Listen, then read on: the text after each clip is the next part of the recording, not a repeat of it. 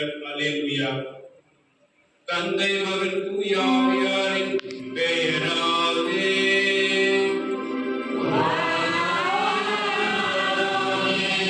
நம் ஆண்டவராய் இயேசு கிறிஸ்துவினாலும் கடவுளின் அன்பும் தூய ஆவியாரின் நட்புறவும் உங்கள் அனைவரோடும் இருப்பதாக.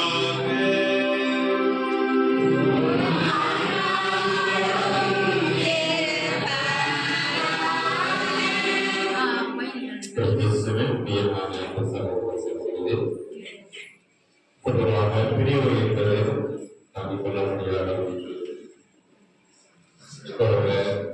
விபத்து ஏற்பட்டு மருத்துவமனையில் அனுமதிக்கப்பட்டிருக்கின்ற போதும் கூட ஒரு சில பிரிவு நமக்கு துயரத்தை கொடுக்கின்றது. பிள்ளைகள் இடதுலத்திலே படுத்துக்கிட்டிருந்த போது வீட்டுக்கு வந்து மேலும் ஒரு மாதம் காலம் பிறகு சொல்லின்ற போது சில பிரிவு பெற்றோர்கள் ஊட்டி கொடுக்கிறதாக இருக்கின்றது. ஆனால் நிரந்தரமான ஒருவர் நம்மை விட்டு முழுமையாக புரிகின்ற போது கண்டிப்பாக இந்த ஒரு பிரிவு அதிகமான ஒரு வழியை கொடுக்கக்கூடியதாக இருக்கின்றது. கவனமே அந்த இழப்பை ஏற்றுக்கொள்வதற்கு சற்று தயக்கப்பட முடிந்தது. ஆனால் இருக்கும் நானே என்னை விசுவாசங்களோட ஒரு இழப்பையும் வாழ்வாங்க வார்த்தைக்கேற்றவாறு கண்டிப்பாக இழப்புக்கு பிறகு நாம் ஆண்டவரை சந்திக்கக்கூடிய அந்த ஒரு ஆசீர்வாதத்தை பெறுகின்றோம். சகோதரர் தந்தை அனுபவர்கள் தனது வாழ்வு வாழ்ந்திருக்கின்றார். கடவுளை கொடுத்த பொறுப்பினை நிறைவாக முடித்து அவருடைய வாழ்க்கையில் தன்னுடைய பிள்ளைகளை விசுவாசத்திலும் இன்னும் அதிகமாக கடவுளின் அன்பு பிள்ளைகளாக வாழ்வதற்கு அனைத்து விதங்களிலும் அவர்கள் முடிந்தது. அன்பு மகன் அவர்கள் அவரது தியாக சபையிலே உருவாகி அயல் நாட்டிலே பணி செய்திருக்கிறார்.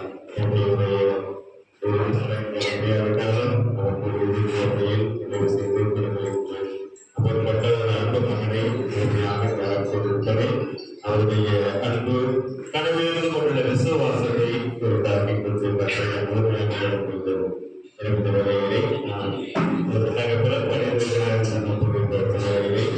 உலகத்தில் வாழ்ந்த நாட்களிலே நமக்கு பலவீனங்களுக்கு வாழ்ந்த நாட்கள் அறிவறியாத குற்றங்கள் முறைகள் செய்திருக்கிறோம். ஆண்டவருடைய பாவங்களை முழுமையாக மன்னித்து அவர்கள் முழுமையான ஆசீர்வாதத்தை நிலையான வாழ்வை போக்குவரத்தை பிரிவாரக்கூடிய சகோதரர்கள் குழுவான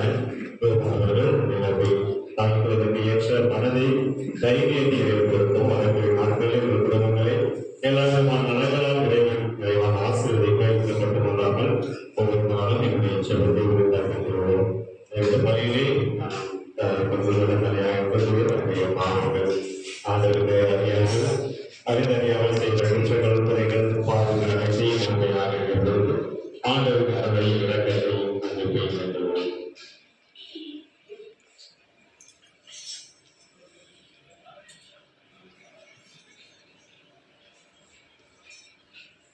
எல்லாம் வல்ல இறைவனிடமும் எல்லாம்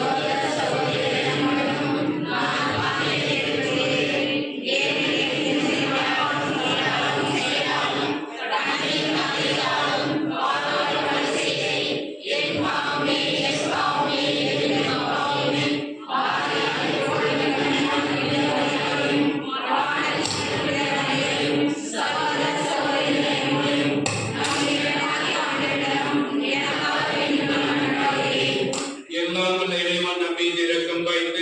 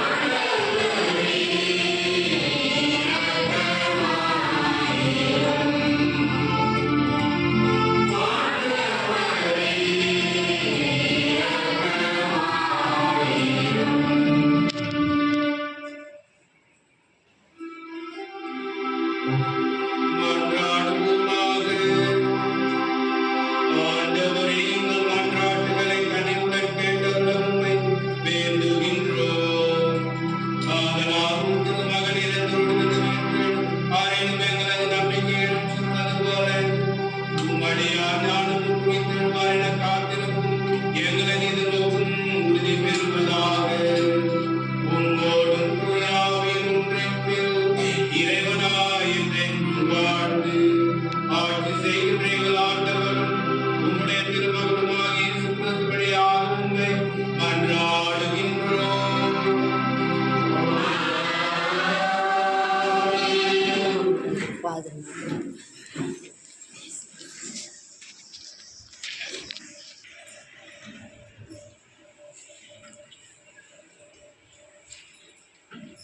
திருத்தூதர் பணிகள் 3 வாசகம். அந்நாளில் பேதுரு பேசத் தொடங்கி, கடவுள் ஆத்மாவுக்கு செயல்படுவதில்லை என்பதை நான் உண்மையாகவே உணர்ந்தேன். எல்லா இனத்தவரிலும் அவருக்கு அஞ்சி நடந்து நேர்மையாக செயல்படுபவர் நற்செய்தியை அவர் இஸ்ரேல் மக்களுக்கு உணர்த்தினார். அவரே அனைவருக்கும் ஆண்டவர். மேலும் வாழ்ந்தோருக்கும் இறந்தோருக்கும் நடுவராக கடவுளால் குறிக்கப்பட்டவர் இயேசுதாம் என்று மக்களுக்கு பறைசாற்றவும் சான்று பகரவும் அவர் எங்களுக்கு கட்டளையிட்டார். அவரிடம் நம்பிக்கை கொள்ளும் அனைவரும் அவரது பெயரால் பாவ மன்னிப்பு பெறுபவர் என்று இறைவாக்கினர் அனைவரும் அவரை குறித்து சான்று பகர்கின்றனர் என்கிறார். ஆண்டவரின் நல்வாக்கு. ஆண்டவரே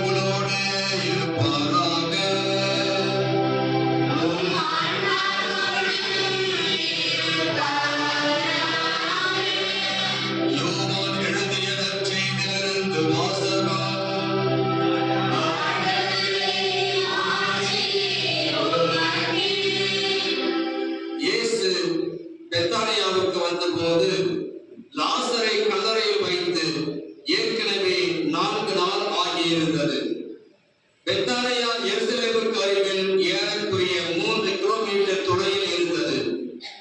சகோதரர் இறந்ததால் மார்த்தா, மரியா இவர்களுக்கு ஆறுதல் சொல்ல பலர் அங்கே வந்திருந்தனர்.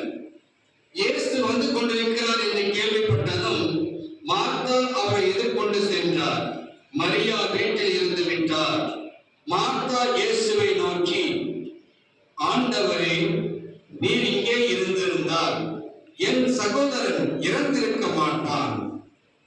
இப்போது கூட நீர் கடவுள் கேட்பதையெல்லாம் அவர் உமக்கு கொடுப்பார் என்பது எனக்கு தெரியும் என்றார். இயேசு அவரிடம், உன் சகோதரன் உயிர்த்தெழுவான் என்றார். மார்த்தா இயேசுவிடம், இறுதி நாள் உயிர்த்தெழுதலின் போது அவனும் உயிர்த்தெழுவான் என்பது எனக்கு தெரியும் என்றார். இயேசு மார்த்தாவிடம், உயிர்த்தெழுதலும் வாழ்வும் நானே. என்னிடம் நம்பிக்கை கொள்பவர் இறப்பினும் வாழ்வார். உயிரோடு இருக்கும்போது என்னிடம் நம்பிக்கை கொள்ளும் எவரும் என்றுமே சாக மாட்டார். இதை நீ நம்புகிறாயா என்று கேட்டார். மார்த்தா இயேசுவிடம், ஆம் ஆண்டவரே, நீரே மெசியா, நீரே இறைமகன், நீரே உலகிற்கு வரவிருந்தவர் என நம்புகிறேன் என்றார். இது கிறிஸ்துவின் நற்செய்தி.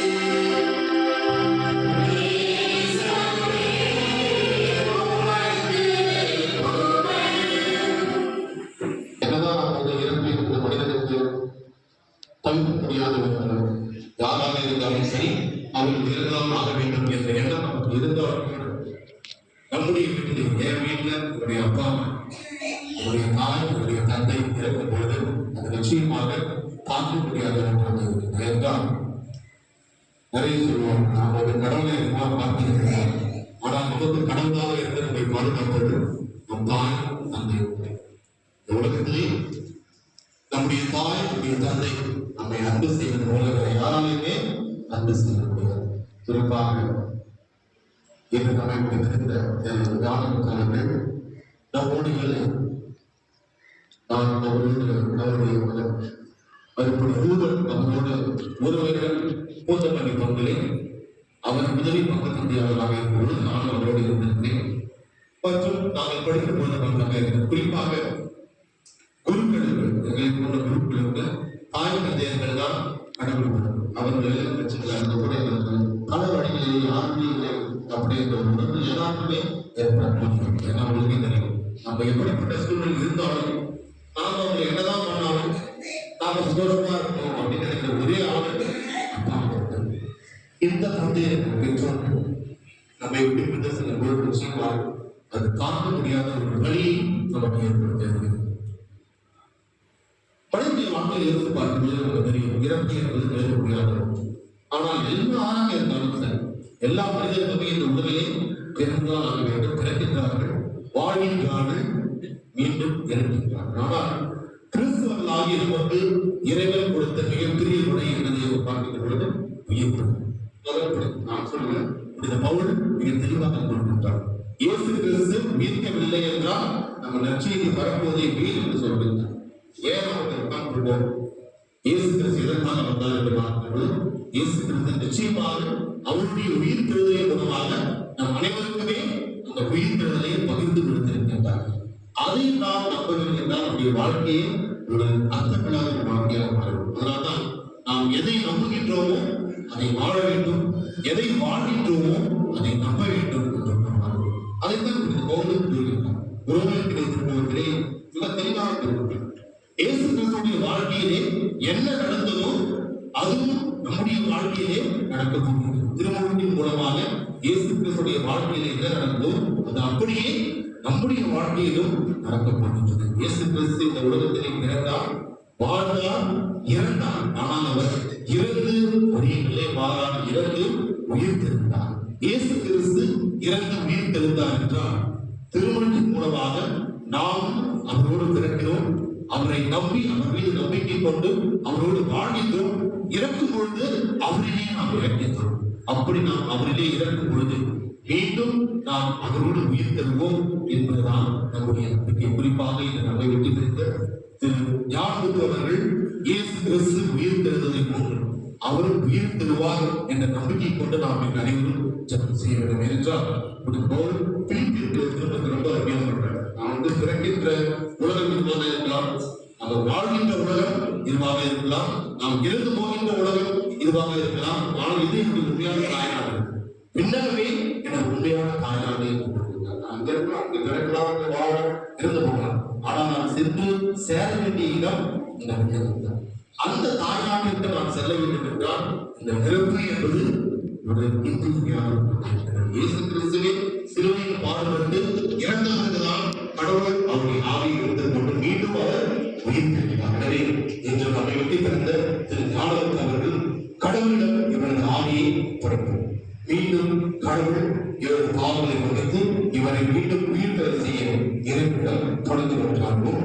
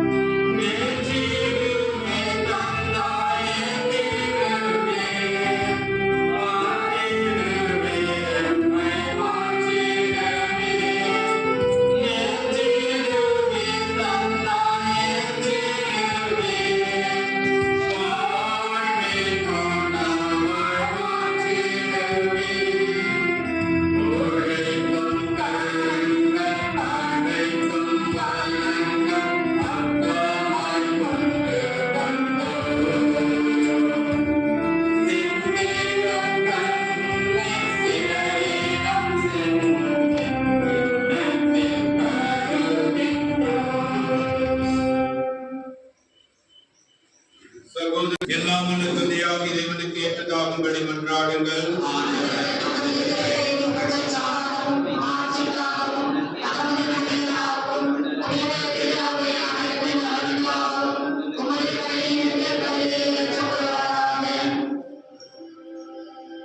ஆண்டவரே, இந்த காணிக்கைகளை கனிவுடன் ஏற்றருளும். ஆதலால் திருமகனுடைய பரிந்துரைக்கத்தின் மாபெரும் அருளடையாருக்கு ஒன்றுபடும் அடையார் ஞானத்தின் மகனோடு மாட்சிமிக்கு உயிர்வு பெறுவாராக. என்றென்றும் வாழ்ந்து ஆட்சி செய்கிற அவர் வழியாக உண்மை மன்றாடுகின்றோம்.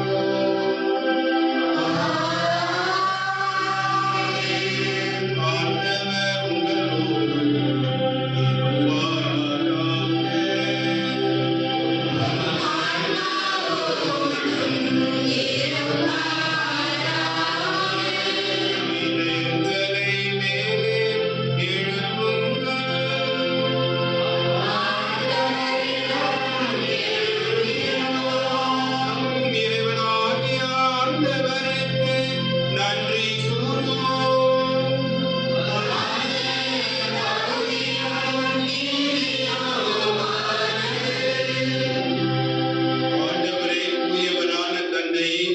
என்றும் உள்ள எல்லாம் அல்ல இறைவா, எங்கள் ஆண்டவராகிய கிறிஸ்து வழியாக என்னாலும் எவ்விடத்திலும் நாங்கள் உமக்கு நன்றி செலுத்துவது மெய்யாகவே தகுதி நீதியுமாகும், எங்கள் கடமையும் மீட்புக்குரிய செயலுமாகும். ஏனெனில் கிறிஸ்துவே உலகின் மீட்பு, அவரே மனிதருக்கு வாழ்வு, இறந்தோரின் உயிர்ப்பும் அவரே. அவர் வழியாகவே உமது மாண்பை வானதூதர்களின் அணிகள் வழிபடுகின்றனர், உன் திருமுன் எக்காலத்தும் மகிழ்கின்றனர். அவர்களோடு எங்கள் குரலையும் சேர்த்துக் கொள்ளுமாறு நாங்கள் உம்மை தாழ்வுடன் இறைஞ்சி புகழ்ந்து அக்களிப்புடன் பாடுவதாவது: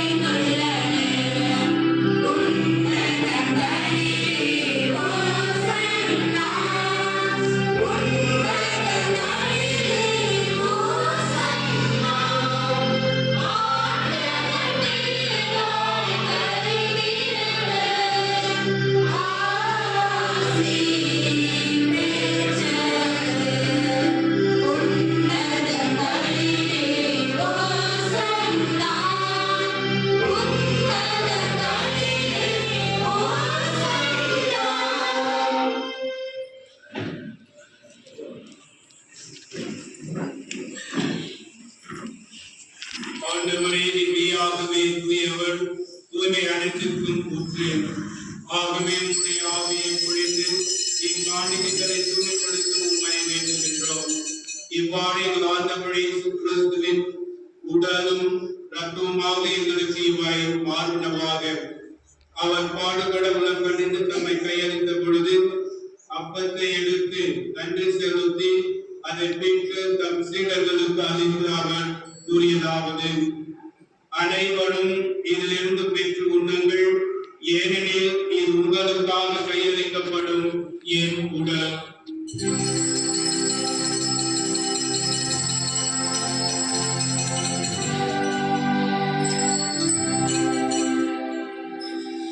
அவ்வண்ணமே இரவு அனுதியம்பின் கிண்ணத்தை எடுத்து மீண்டும் நன்றி கூறி தம் சீடர்களுக்கு அளித்து அவர் கூறியதாவது: அனைவரும் இதிலிருந்து பெற்று பருகுங்கள், ஏனெனில் இது புதிய நிலையான உடன்படிக்கை கூறிய இரத்தத்தின் கிண்ணம். இது பாவ மன்னிப்புக்கென்று உங்களுக்காகவும் எல்லாருக்காகவும் சிந்தப்படும். இதை என் நினைவாக செய்யுங்கள்.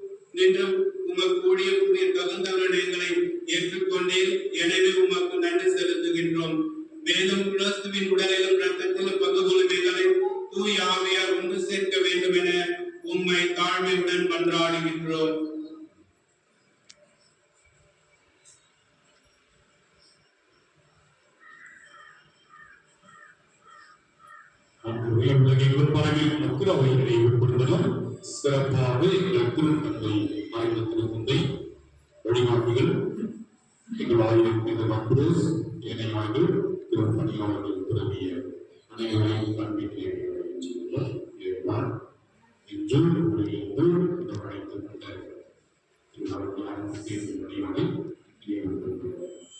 உன் திருமாவோடு அவரது இறப்பில் இணைக்கப்பட்டிருந்த உயிர்களும்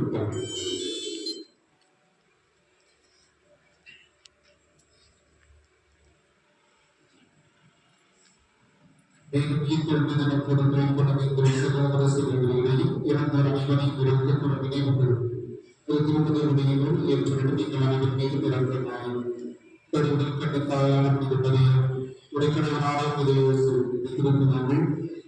பாதுகாவலர்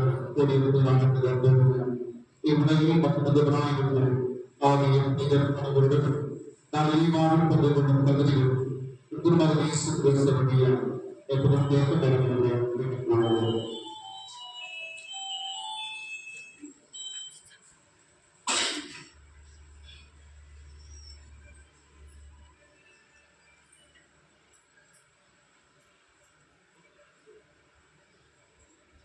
இவர் வழியாக இவரோடு இவர் எல்லாம் வல்ல இறைவனாகிய தந்தையே, தூய ஆவியாரின் ஒன்றிப்பில் எல்லா புகழும் வாழ்வும் என்றென்றும்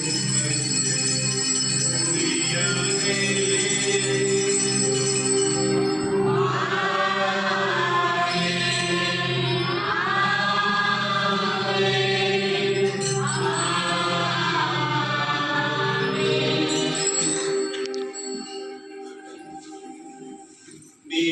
கட்டளையால் கற்பிக்கப்பட்டு இறைவடிவினால் பெற்று பெற்ற நாம் துணிந்து பாடும்.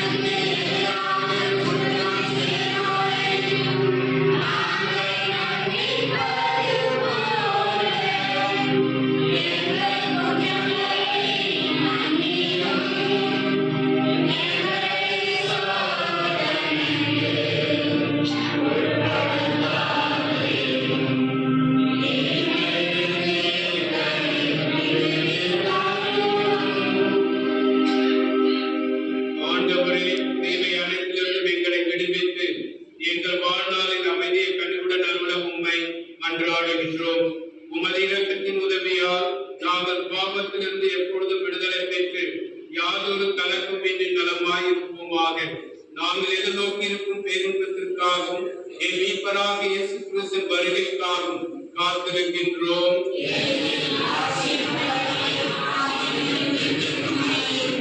ஆண்டவரே இயேசு கிறிஸ்துவின் அமைதியை உங்களுக்கு விட்டுச் செல்லுகின்றேன், என் அமைதியை உங்களுக்கு அளிக்கிறேன். திருத்தூதர்களுக்கு மொழிந்தீரேன், எங்கள் பாவங்களை பாராமல் உமது திருவை நம்பிக்கையை கண்ணோக்கி உமது திருவுலத்திற்கு ஏற்ப அதற்கு அமைதியையும் முற்றிலும் அளித்தருவீராக. என்றென்று வாழ்ந்து ஆட்சி செய்கின்றவர் நீரே. ஆண்டவருடைய அமைதி உங்கள் அனைவரோடும் என்றும் இருப்பதாக. ஒருவருக்கு ஒருவர் அமைதியை பகிர்ந்து கொள்வோம்.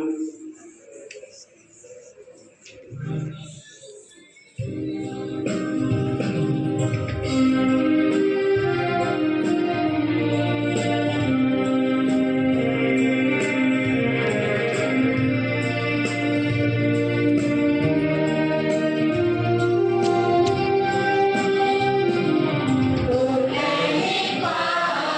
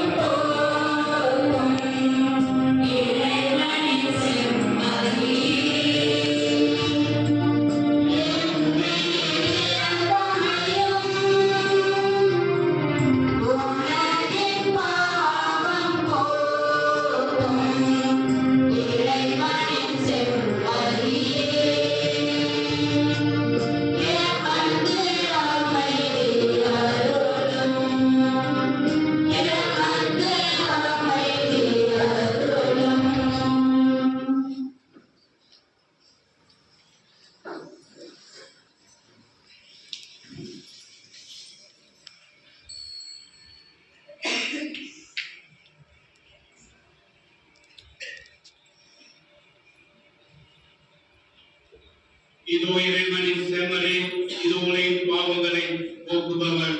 செம்மறின் விருதுக்கு அழைக்க பெற்றோர் பேறு பெற்றோர்.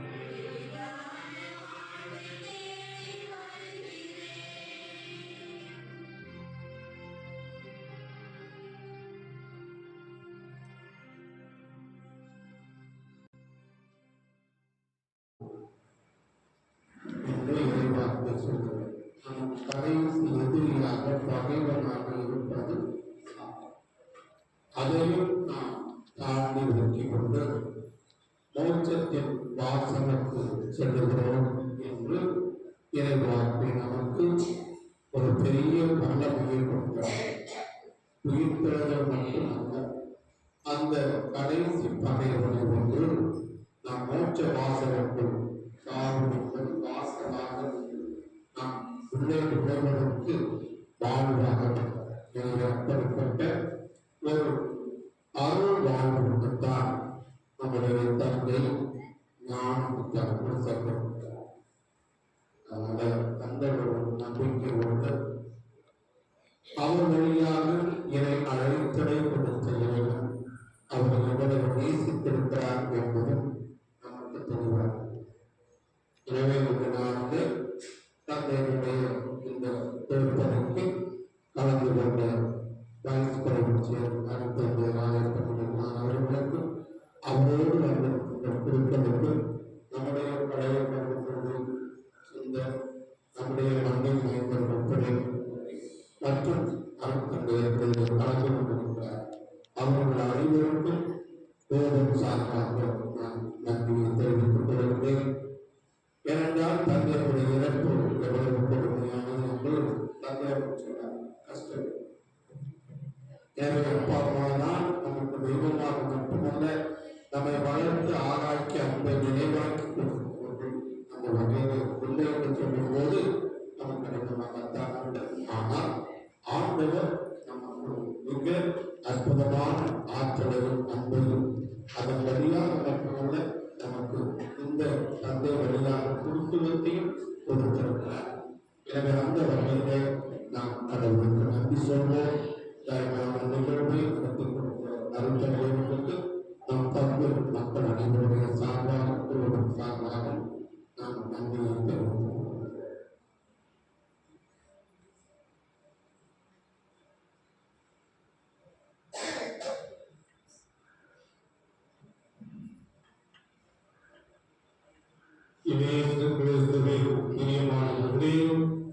உயிர்ப்பும் உயிரும் நானே, என்னில் விசுவாசம் கொள்பவன் இறப்பிலும் வாழ்கின்றார் என்ற இறைவார்த்தையினுடைய உரையிலே நாம் கடந்த வாரம் நம்முடைய ஆண்டவர் இயேசு கிறிஸ்துவினுடைய பாடுகள், மரணம், உயிர்ப்பை நாம் கொண்டாடினோம்.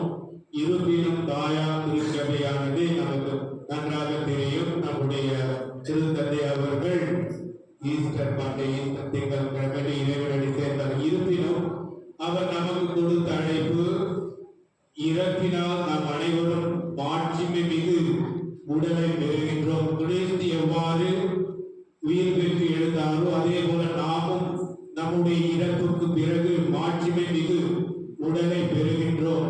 மாட்சிமை மிகு உடல் என்று சொல்லுகின்ற பொழுது கண்டிப்பாக நம்முடைய பூத உடலை அது குறிப்பதல்ல, மாறாக நாம் வாழ்கின்ற நல்ல வாழ்க்கை மதிப்பீடுகளை அதை குறிப்பிடுகின்றது.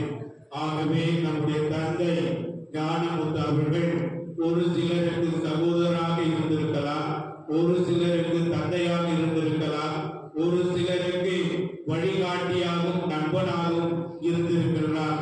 ஆக பல்வேறு உறவு நிலைகளிலே அவர் நம்மோடு வாழ்ந்து இப்பொழுது இறைவனடி சேர்ந்திருக்கின்றார் என்று நாம் சொல்லுகின்ற பொழுது அவருடைய பூத உடல் அல்ல புகழ் உடல் நம் மத்தியில் என்றும் நினைத்திருக்கும் என்ற ஆழ்ந்த விசுவாசத்தோடும், மேலும் தந்தை கூறியது போல இவர் வழியாக என் அமலமரி தியாகிகள் சபையானது அருள்தந்தை ரூபன் அவர்களை இவர் அர்ப்பணித்திருக்கின்றார். ஆகவே இவருடைய விசுவாச வாழ்க்கை, இவருடைய திருவருட்சாதன வாழ்க்கை, இவருடைய கடின உழைப்பு அனைத்தும் இறைவனில் என்றும் நிலைத்திருந்து நாம் ஒவ்வொருவருக்கும் வழிகாட்டியாக இருக்கிறது என்பதை அமல அன்னையின் வழியாக நாங்கள் உணர்கின்றோம். ஆகவே அமலமரி தியாகிகளின் சபை சார்பாக எங்களுடைய மாகாண தலைவர் ஹரி இமானுவேல் மற்றும் அவருடைய ஆலோசகர்கள், அமலமரி தியாகி குருக்கள், இந்தியாவில் புரிகின்ற அனைத்து குருக்களின் சார்பாகவும், மேலும் அனைத்து அமலமரி தியாகிகளின் சகோதரர் குருக்களின் சார்பாக அருட்தந்தை ரூபன் அவர்களை நாங்கள் நினைவு கூறுகின்றோம்.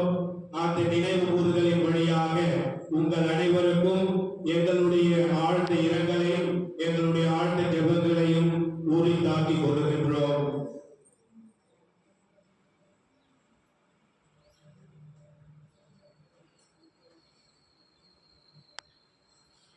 நன்றி கூறி மன்றாடுவோமாக. ஆண்டவரே, எங்களுக்கு அருள் புரிய உம்மை வேண்டுகின்றோம். உம் அடியார் ஞானமுக்கு நாங்கள் கொண்டாடும் இப்பாஸ்கா மறை நிகழ்வினால் ஒளியும் அமைதியும் நிறைந்த விண்ணக வீட்டுக்கு வந்து சேர்வாராக. எங்கள் ஆண்டவராகிய கிறிஸ்து வழியாக உம்மை மன்றாடுகின்றோம். ஆண்டவர் உங்களோடு இருப்பாராக. எல்லாம் வல்ல இறைவன் தந்தை, மகன், தூய ஆவி உங்கள் அனைவரையும் நிறைவாக ஆசீர்வதிப்பாராக.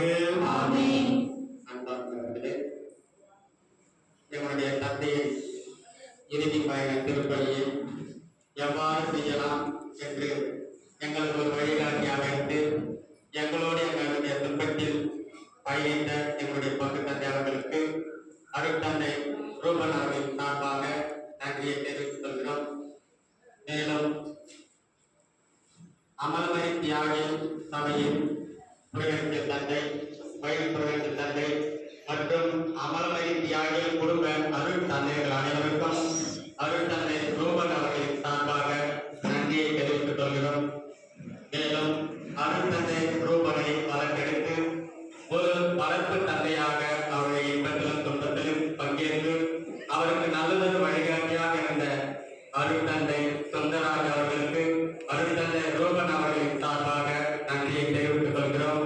அடுத்தபடியாக எங்களோடு எங்களுடைய இன்பங்களிலும் எங்களுடைய துன்பங்களிலும் எங்களுடைய சோழமை குழுக்கள் எங்கள் மண்ணின் மைந்தர்கள் அருட்தந்தை பிரேம்குமார், அருட்தந்தை கிரகோரி அவர்களுக்கும் அருட்தந்தை ரூபன் அவர்களின் சார்பாக எங்கள் குடும்பங்களின் சார்பாக அனைத்து அருட்தந்தைகளுக்கும் நன்றியை தெரிவித்துக் கொள்கிறோம்.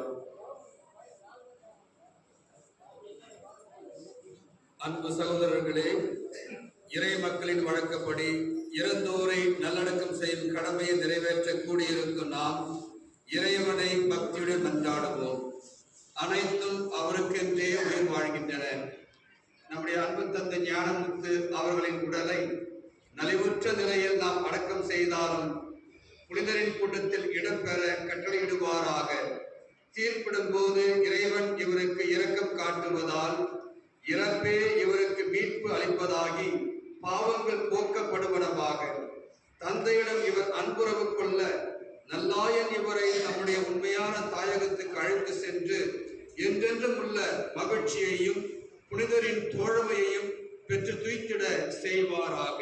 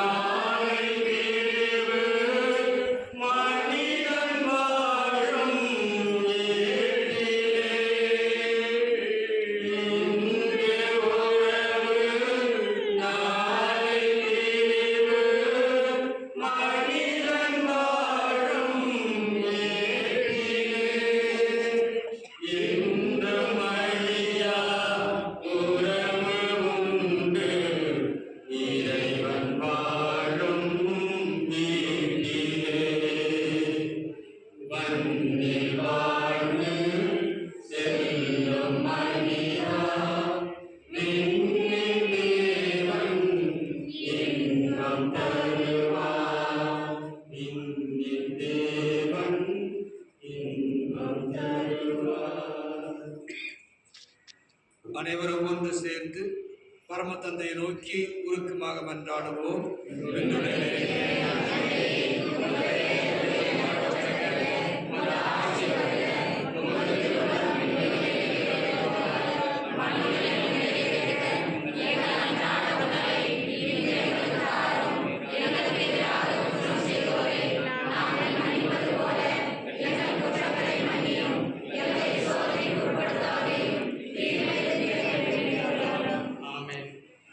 கிறிஸ்துவுக்குள் இருந்த அனைவரோடும் நம் தந்தை இவர்களும் இறுதி நாளில் உயிர்த்தெழுவார் என்னும் உறுதியான நம்பிக்கையுடன் இரக்க மிகுந்த தந்தையே, உம்முடைய கைகளில் எம் தந்தை ஞானமுத்து அவர்களுடைய ஆன்மாவை ஒப்படைக்கின்றோம்.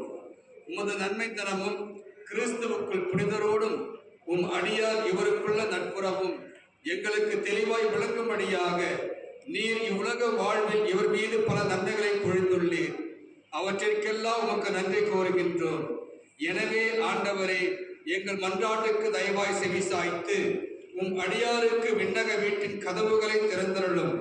மேலும் இங்கிருக்கும் நாங்கள் அனைவரும் கிறிஸ்துவை சந்தித்து உம்மோடும் எம் தந்தை ஞானமுத்து அவர்களோடும் என்றென்றும் ஒன்றிணைந்திருக்க மட்டும் நம்பிக்கை நிறைந்த வார்த்தைகளால் ஒருவரை ஒருவர் தேற்றிக்கொள்ள செய்தருளும்.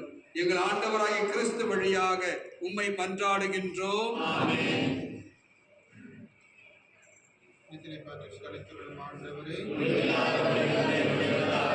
சமாதானத்தில் இளைப்பாறுவாராக. நித்திரைப்பாற்றில் கழித்துள்ளும் ஆண்டவரே, சமாதானத்தில் இளைப்பாறுவாராக. நித்திரைப்பாற்றில் கழித்துள்ளும் ஆண்டவரே,